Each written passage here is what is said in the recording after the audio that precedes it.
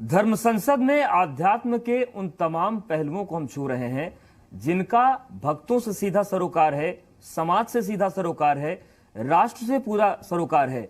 और ये सरोकार इसलिए है क्योंकि कुंभ एक ऐसा क्षेत्र है जहां से वैश्विक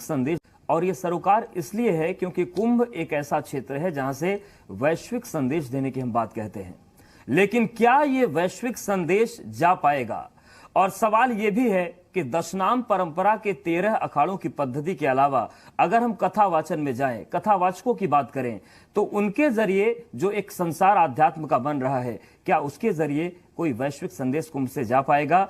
इसे समझना बेहद जरूरी है। और अगर हम कथावाचन की बात करें तो श्रीमद् भागवत और राम कथा की जो धारा कुंभ क्षेत्र में बह रही है, उससे क्या निकल रहा है और क्या उन कथाओं के अलावा वो चीजें भी भक्तों तक पहुंच रही हैं जो समाज को बदलने का काम कर सकती हैं, ये समझना बेहद जरूरी है। और हमारे साथ 2 कथावाचन के क्षेत्र में बड़े चेहरे जुड़ रहे हैं जिनको लोग टीवी पर देखते हैं, लेकिन हमारे साथ वो मौजूद हैं और उनसे हम समझने की कोशिश करेंगे कि कथाओं से कुंभ में क्या बदल रहा है। हमारे साथ साध्वी विशंबरा भारती जी, आपका बहुत स्वागत है इस कार्यक्रम में। और कथावाचिका प्राची जी, आपका बहुत स्वागत है।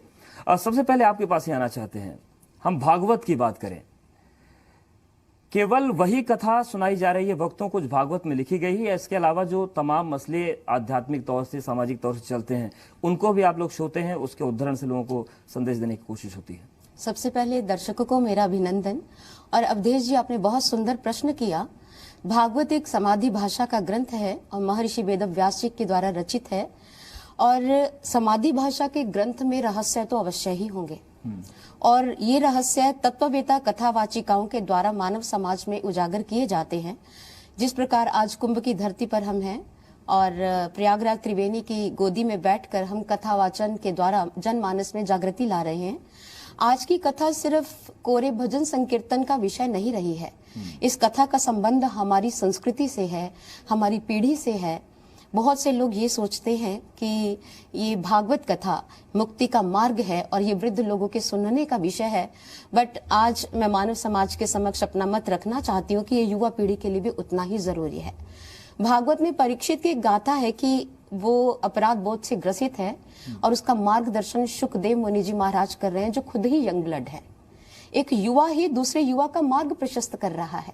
अगर हमारे देश की युवा पीढ़ी भटक रही है तो आज युवा पीढ़ी के मर्म को समझती है, उनकी समस्याओं को समझती है, उनको क्या समाधान भागवत में है। अवश्य, बिल्कुल इसमें वर्णित है, पूरी तरह से वर्णित है। आप कुछ इस विषय में जानना चाहेंगे? जिस प्रकार हम बात करते हैं, भागवत महापुराण में द्रौपदी चीरहरण का सांकेतिक प्रसंग आता है या भौमासुर उद्धार गाथा आती है। श्री कृष्ण जी नारियों के रक्षण के लिए गए, लेकिन आज समाज की स्थिति देखिए तो आज यौन शोषण, व्यभिचार की समस्या, गैंग रेप की घटनाएं समाज में बढ़ रही हैं। और कृष्ण एक ऐसे क्रांतिकारी युग प्रवर्तक के रूप में मानव जाति के सामने आए थे जो आज की युवा पीढ़ी में चेतना भरना चाहते हैं कि कोई समय था कि कृष्ण जैसा एक युवक एक संगठन बनाकर ग्वाल बालों का कंस के अत्याचारों से मानव जाति को मुक्ति का दान दे रहा था। तो आज के युवाओं को भी इस महान अभियान को अपने जीवन में ढालकर समाज के लिए जागृतिपूर्ण कार्य करने चाहिए। समाज में बिल्कुल वैसे क्रांति की अलख जगानी चाहिए। ये ग्रंथ प्राचीन काल से आज तक हमारे प्रेरणा स्रोत रहे हैं और बने रहे। बिल्कुल, और जीवन में कैसे उतरेगा उस पर हम चर्चा करेंगे। लेकिन प्राची जी, राम कथा आप कहती हैं, राम कथा के क्षेत्र में आपका एक बहुत बड़ा सम्मान है, लेकिन जो रामराज की परिकल्पना की आजकल बहुत ज्यादा बात होती है, तो ये रामराज है क्या, पहले वो समझना चाहेंगे। सबसे पहले आप सबको मेरा जय श्री कृष्ण। देखिए, राम कथा के माध्यम से जो कथावाचक हैं या राम कथा के जो मर्मज्ञ हैं, वो जनमानस तक सिर्फ यही पहुंचाना चाह रहे हैं कि राम जी का जीवन जो है वो अनुकरण और अनुसरण करने योग्य है। मतलब राम जी ने जो किया, एक मर्यादा पुरुषोत्तम हम राम जी को कहते हैं। तो एक भाई का धर्म क्या है, एक पिता का धर्म क्या है, एक पुत्र का धर्म क्या है, एक राजा का धर्म क्या है, एक पति का धर्म क्या है, एक शत्रु का धर्म क्या है और एक गुरु का धर्म क्या है, वो सब रामचरितमानस में हमको देखने के लिए मिलता है। तो राम कथा के माध्यम से जो आपने कहा कि राम राज्य की स्थापना, वो बिल्कुल राम कथा के माध्यम से जो कथावाचक हैं वो लोगों तक यही पहुंचाना चाह रहे हैं कि राम जी ने जो किया हम वैसा ही करें, वैसे बने, उनके पद चिन्हों पे चलें। राम जी ने जो किया, यदि हम रामचरितमानस के प्रसंगों को उठा करके देखें तो जैसे कि एक सौतेली माँ कैकेयी के कहने पर सिर्फ कहा कि राम तुम 14 वर्ष के लिए वनवास जाओ। आज का कोई बेटा या बेटी होता तो शायद वो उस बात का बहिष्कार कर देता या तिरस्कार कर देता अपनी सौतेली माँ का। सौतेली माँ नहीं, अपनी सगी माँ का भी। पर राम जी ने एक सौतेली माँ के कहने पर 14 वर्ष वनवास जाना स्वीकार किया, बिना कोई प्रश्न चिन्ह लगाए कि क्यों जाएं, कैसे जाएं, किस लिए जाएं। और राम जी वनवास गए। माता के प्रति, अपने पिता के प्रति और अपने धर्म के प्रति ये निष्ठा राम जी ने बताई।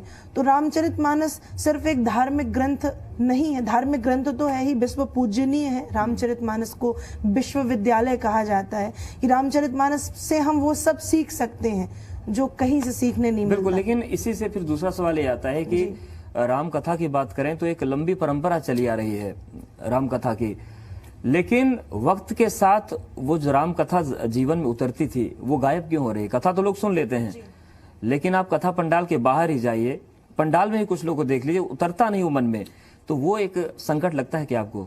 जी हाँ, बिल्कुल। ये कभी कभी देखने को मिलता है कि कथा का भाव ही वो है कि आप सुने तो उसको जीवन में धारण करें। आज ये होता है कि लोग कथा तो सुनते हैं पर एक कान से राम सुन को के, मानते हैं, राम की नहीं मानते। हाँ, यही है, राम को मानते हैं, राम की नहीं मानते। एक कान से सुन के दूसरे कान से निकालते हैं। तो इससे अच्छा ये है कि आप फिर अपने घर पे बैठें, अपना 3 घंटा पंडाल में आके फिर बर्बाद ना करें।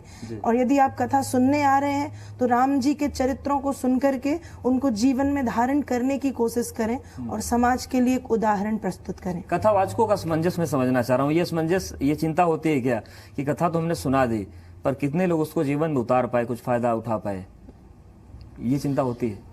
रियली इसमें मैं ये कहना चाहूँगी, बहुत से लोगों में ट्रांसफॉर्मेशन आई। हमारे साथ बहुत से युवा वर्ग के लोग जुड़े हैं जो इस बात से प्रभावित है कि कथा सिर्फ अध्यात्म का ही संदेश नहीं देती, युवा जागृति का संदेश लेकर आई है। बहुत से लोगों को धार्मिक कथाओं के माध्यम से मार्गदर्शन मिला है। और हमारी विश्ववारा लोक संस्कृति के प्रति जो युवाओं का रुझान कम हुआ, उसके पीछे कारण क्या है? वो हमारी संस्कृति की वैज्ञानिकता को समझ नहीं पाए। आपको कुंभ की उदाहरण देना चाहते हैं। ये अर्ध कुंभ महोत्सव हम मना रहे हैं। बहुत से लोग भ्रमण के भाव से आए हैं, बहुत से लोग नदी में स्नान हेतु आए हैं। कई लोगों की धारणा है कि नदी में स्नान करने से पापों की मुक्ति मिलती है, जिस प्रकार शास्त्र कहते हैं त्रिवेणी संगमो यत्र तीर्थ राजा स उच्यते तत्र स्नानं प्रकुर्वेत सर्व पापैः प्रमुच्यते। ये श्लोक शास्त्रों में आपको मिलेगा और महानुभावों के मुख से सुनने को भी मिलेगा। लेकिन मेरा प्रश्न है, क्या नदी में स्नान करने से पापों से मुक्ति मिलती है? ये त्रिवेणी का अर्थ आध्यात्मिक है, इसे समझना पड़ेगा आज की युवा पीढ़ी को, तभी वो हमारी संस्कृति के प्रति गौरवान्वित हो पाएगी। त्रिवेणी क्या है? हमारे शरीर में जो यहाँ 2 नाड़ियों का संगम है, जिसे ईड़ा और पिंगला कहते हैं। ईड़ा भगवती गंगा, पिंगला यमुना नदी। ईड़ा पिंगला योर मध्य सुषुम्ना च सरस्वती। एक सुषुम्ना नाड़ी गुप्त है, जिस प्रकार सरस्वती नदी दिखाई नहीं देती, इसी प्रकार हमारी एक पीनियल ग्लैंड है जो यहाँ से आध्यात्मिक मार्ग पर चलते जब विकसित होती है तो उसका यहाँ पर संगम होता है तीनों नर्व्स का, तब वहां पर आध्यात्मिक चेतना जागृत होती है। यही हमारी अध्यात्म की वैज्ञानिकता है, जिसे युवा पीढ़ी समझ नहीं पाई। अब ग्रह नक्षत्रों की चाल के अनुकूल हमारी कुंभ की तिथियां निर्धारित होती हैं। ग्रह नक्षत्रों की जो सकारात्मक तरंगे हैं वो व्यक्ति को बदलती हैं। जब तक युवा पीढ़ी इनकी वैज्ञानिकता को नहीं समझेगी, अपनी संस्कृति के प्रति गर्व अनुभव नहीं कर सकती। और हम अपनी संस्कृति की वैज्ञानिकता से ही परिचित कर मतलब अध्यात्म को विज्ञान के दृष्टिकोण से समझाना जरूरी है। और वो कोशिश आप लोगों की रहती है कि वैज्ञानिक नजरिए से लोगों को समझाया जाए। जी हाँ, बिल्कुल। ये कोशिश हमारी रहती है कि कथा के माध्यम से सिर्फ लोगों तक कथा ना पहुंचे, जो समाज में आज चल रहा है लोग उसको समझें और ये बताएं कि राम जी ने जो किया वो सिर्फ एक धार्मिक उद्देश्य को लेकर के नहीं किया। राम जी की या भागवत देख लें या रामचरितमानस देख लें, भगवान कृष्ण या राम की किसी भी लीला में मानव जाति के लिए एक विशिष्ट संदेश छिपा है, एक उपदेश निहित है। राम जी ने जो किया, लक्ष्मण ने जो किया, भरत जी ने जो किया, या श्रीमद् भागवत में भगवान कृष्ण ने जो किया, वो किसी भी लीला को, यदि श्रीमद् भागवत की यदि हम लीला देखें, गोवर्धन उठाया भगवान कृष्ण ने, उस लीला के माध्यम से सिर्फ ये नहीं था कि एक पहाड़ को उठा दिया, लोगों ने ताली बजाना शुरू कर दिया कि कृष्ण ने इतना बड़ा पहाड़ उठाया। वो उठाया, पर उठाया क्यों? कृष्ण ने गोवर्धन उठाया, जिस बात को आज हमारी गवर्नमेंट्स, पूरा संसार और पूरे वैज्ञानिक चिल्ला के कह रहे हैं कि वृक्ष लगाओ। गोवर्धन पे हजारों वृक्ष थे और भगवान कृष्ण ने नंद बाबा से ये कहा था कि इंद्र का पूजन मत करो, इंद्र के पूजन से वृष्टि नहीं होती, बारिश नहीं होती। वृक्षों के बढ़ने से, जो वृक्ष हैं उनके कारण बारिश होती है और ये बात बिल्कुल प्रमाणित है। आज वैज्ञानिक उस बात को स्वीकार करें कि वृक्ष नहीं होंगे तो संतुलन बिगड़ेगा, इसलिए वृक्ष लगाने चाहिए। तो कृष्ण के हर या राम के हर चरित्र में कुछ उपदेश निहित है जो समाज को समझने का प्रयत्न करना चाहिए, समझना चाहिए। एक सवाल और भी है कि जो भी कथावाचक हैं, कथावाचिकाएं हैं, पूरे देश में कहीं भी रहे, लेकिन जैसे ही कुंभ आता है, खासतौर से कुंभ भरत कुंभ की बात करें, वो सारे एक साथ प्रयागराज पहुंच जाते हैं। ये आध्यात्मिक दृष्टिकोण लेकर आप लोग आते हैं या फिर कोई और मकसद है कि आपको भी लगता है कि कुंभ के दौरान अगर कथा होगी तो उसका आपको भी कुछ फल मिलेगा? और हाँ, ये भी एक सवाल अहम है कि जो कथा सुनते हैं उनको तो फल मिलता है, सुनाने वालों को फल का कुछ वर्णन है? बिल्कुल, एक सोई हुई मानव जाति को जगाना सबसे बड़ा पुण्य का कार्य है और हमारा भारत देश जागृत आत्माओं पर टिका हुआ है, सुषुप्त आत्माओं पर नहीं। भारत देश की अगर जाति जागृत रहेगी अपनी संस्कृति, अपने धर्म, अपने अध्यात्म को लेकर, तो इसमें हमारे भारत का गौरव ही बढ़ता है। और हम भारत की बेटियां हैं, हम भारत की संतान हैं। भारत के हित में अपने अध्यात्म में छिपी वैज्ञानिकता से लोगों को परिचित करवाने के लिए कुंभ में उतर पड़ती हैं। राजा राम ने प्रयागराज की बहुत महिमा गाई थी। कुंभ को अगर हम कुंभ की बात करें, आप लोग कथा कहते हैं, लोगों को समझाते हैं, आपको क्या लगता है कथावाचिका के तौर पर क्या संदेश जाना चाहिए कुंभ से, क्योंकि इस बार का कुंभ बहुत फोकस में? देखिए, कुंभ की महिमा, तीर्थराज प्रयाग की महिमा श्री रामचरितमानस में बाबा तुलसी वर्णन करते हैं कि माघ मकरगत रवि जब होई, तीर्थ पति आव सब कोई, देव दनुज किन्नर नर श्रेणी, सादर मज्जही सकल त्रिवेणी। मतलब तीर्थराज प्रयाग की महिमा बताई कि तीर्थराज प्रयाग में केवल मनुष्य नहीं, मनुष्य के साथ साथ देव, दनुज, किन्नर, नर सभी आते हैं और आकर के तीर्थराज को प्रणाम करते हैं। ये वही स्थान है जहां ब्रह्मा जी ने अपना प्रथम यज्ञ किया था। ये वही स्थान है जहां माँ गंगा, माँ यमुना और माँ सरस्वती का संगम है, इसलिए तीर्थराज प्रयाग कहते हैं।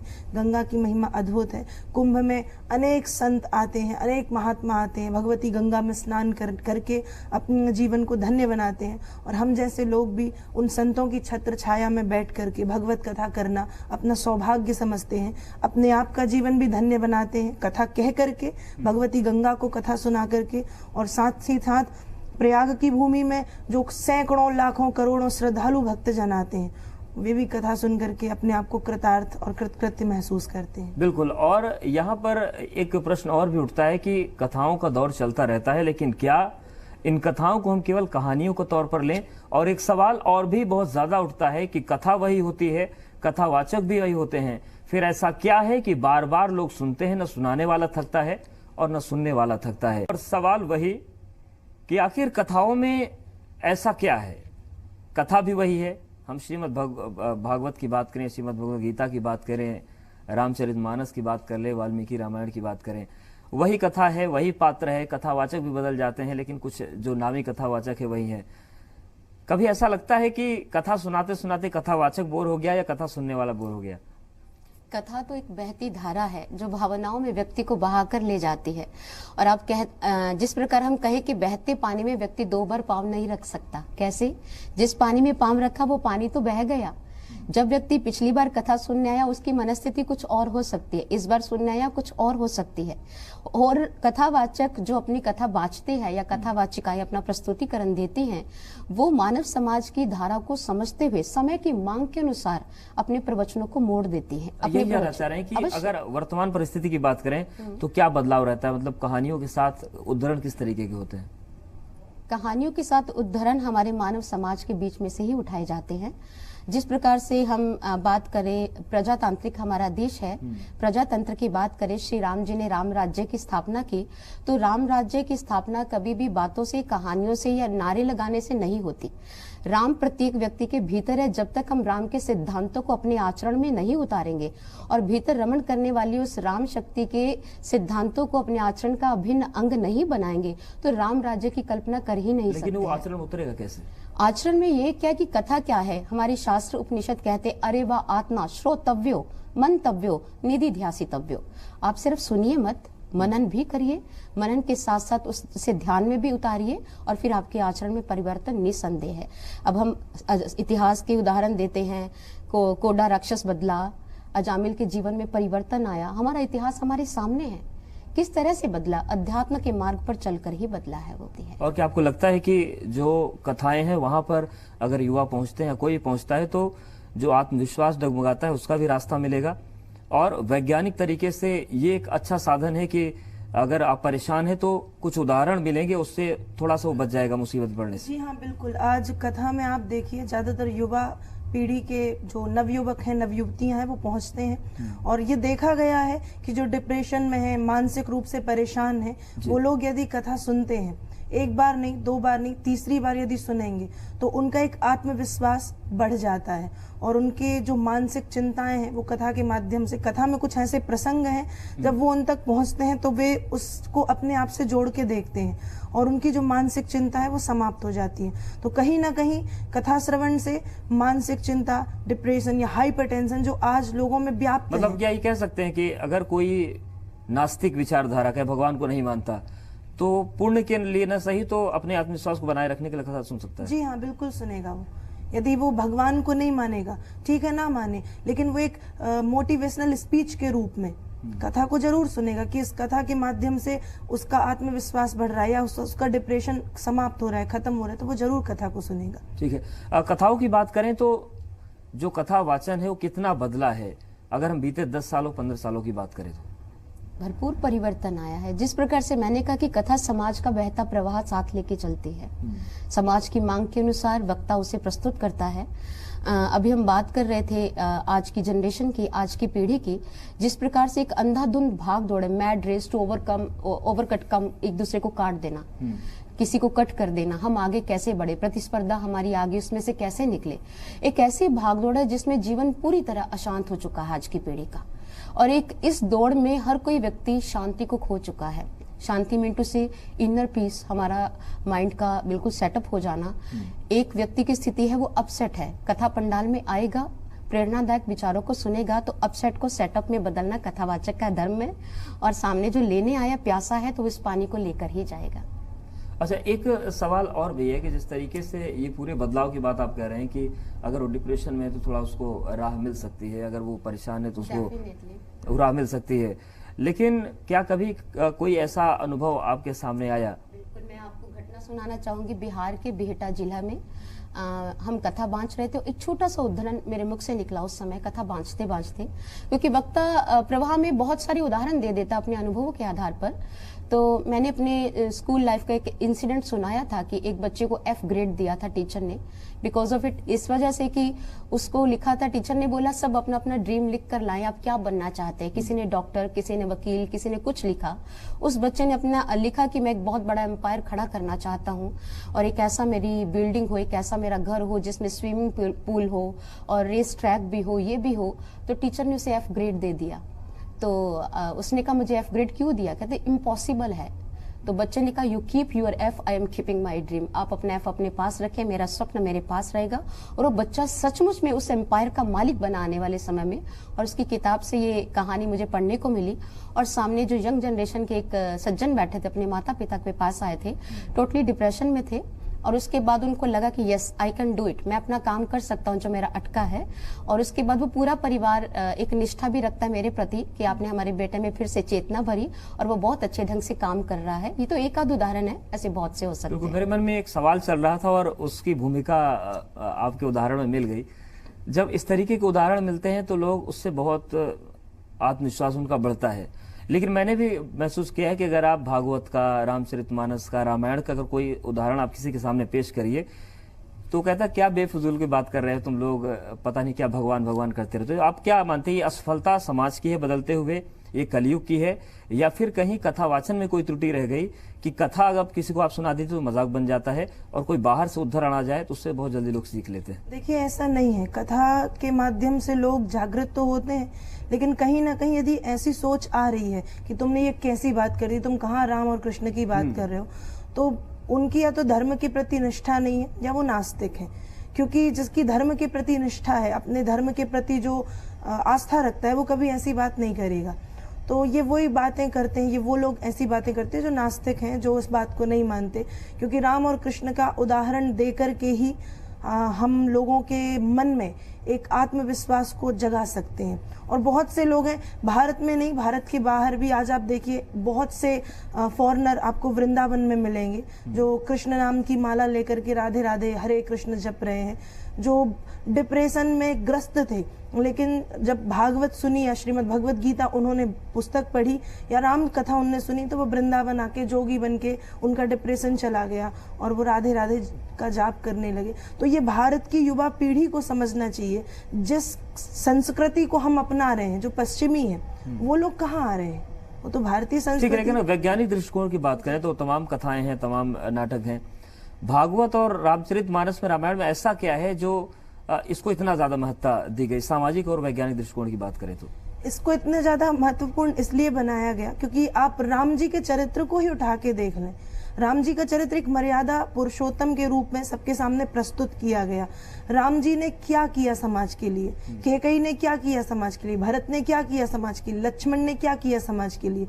आज परिवारों में वही तो कलह है, भाई भाई को मारने खड़ा है, पर राम ने भाई का जो प्रेम दिखाया, राम ने, भरत ने, लक्ष्मण ने, वो परिवार जो आज मतलब उसे मैं कौन सा शब्द कहूँ कि परिवार में आज विघटन, कलह, क्लेश देखने मिल रहा है। यदि राम कथा हम पढ़ेंगे और माता पिता अपने बच्चों में ये संस्कार डालें कि ज्यादा नहीं आपको एक चौपाई या एक दोहा पढ़ना है, तो मुझे लगता है कि आने वाले समय में राम राज्य की स्थापना भारत में पुनः हो सकती है। लेकिन उसके लिए कदम उठाना पड़ेगा माता पिता को, जो अपने बच्चों को कॉन्वेंट में डाल रहे हैं। मैं उसका विरोध नहीं करती, डालें, बहुत अच्छी शिक्षा दें, इंग्लिश पढ़ाएं, जो भी पढ़ाना है वो पढ़ाएं, लेकिन साथ साथ, क्योंकि ये कॉन्वेंट की शिक्षा आपको पेट भरना सिखाएगी, लेकिन जो जीवन जीने की कला है, जो आर्ट ऑफ लिविंग है, वो सिखाएगी रामचरितमानस और श्रीमद् भागवत महापुराण या श्रीमद् भगवत गीता, कि परिवार कैसे चलेगा, माता पिता के साथ बच्चों के संबंध क्या हो।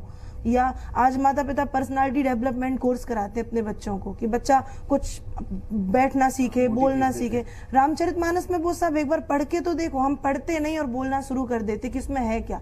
एक बार पढ़िए, मेरा आपसे यही निवेदन है जो देखेंगे इस शो को, कि आप सभी से मेरा ये निवेदन है कि अपने बच्चों को आप पढ़ाएं और आप खुद पढ़ें, सिर्फ एक दोहा, ज्यादा नहीं कि मास पारायण, नवान पारायण नहीं, सिर्फ एक दोहा पढ़ के देखें, आपका जीवन बदलेगा, आपके बच्चों का जीवन बदलेगा। अवधेश जी, इससे पहले आप कोई प्रश्न कहिए, आपके इसी प्रश्न का एक और उत्तर देना चाहूंगी।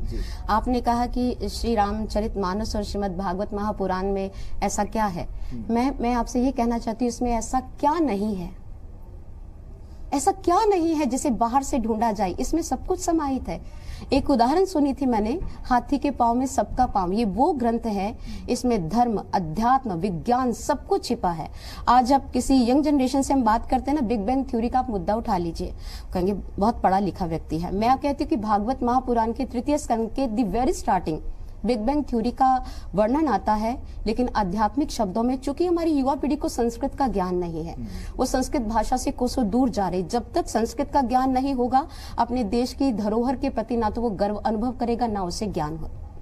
और अगर हम बात करें जिस प्रकार से हमने अभी सुसाइड का एक मुद्दा उठाया अर्जुन के प्रसंग से, अभी हमने डिप्रेशन की बात की, अर्जुन भी मोह ग्रसित हुआ तो श्रीमद् भगवत गीता में कैसे उसे मोह से बाहर निकाला गया, ये ग्रंथ प्रमाण दे रहे हैं हमें।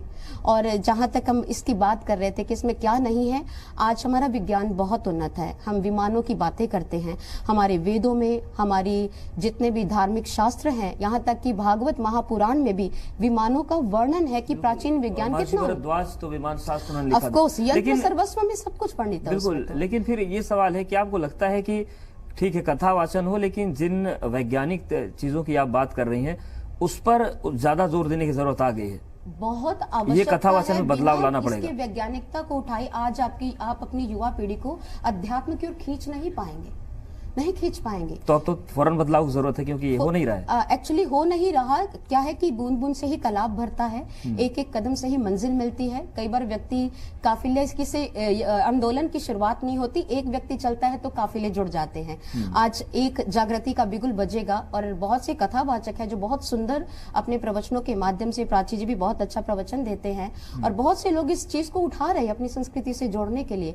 और वैज्ञानिकता को उठाए बिना युवा पीढ़ी को आप धार्मिक धार्मिक कथाओं के मर्म से अवगत नहीं करवा पाएंगे। बिल्कुल। और आज की धर्म संसद का सार भी यही है कि कथा सुने, लेकिन अगर उसमें वैज्ञानिकता तलाशी जाए और कथावाचक भी वैज्ञानिक दृष्टिकोण को सामने लाएं, तब सार्थक होगा और कुंभ से जो संदेश जाएगा वो बेहतर जाएगा। तो यही एक विषय है कि कथा को केवल कथा की तरह न लें, अगर उसके मर्म को समझने की कोशिश की जाएगी, उसके पीछे जो वैज्ञानिक दृष्टिकोण है उसको समझने की कोशिश की जाएगी, तब कथा को लेकर संशय दूर हो जाएगा। पुण्य मिले न मिले वो अलग बात है, लेकिन एक रास्ता आपको जीवन का मिल सकता है। आज धर्म संसद में फैला लेता है।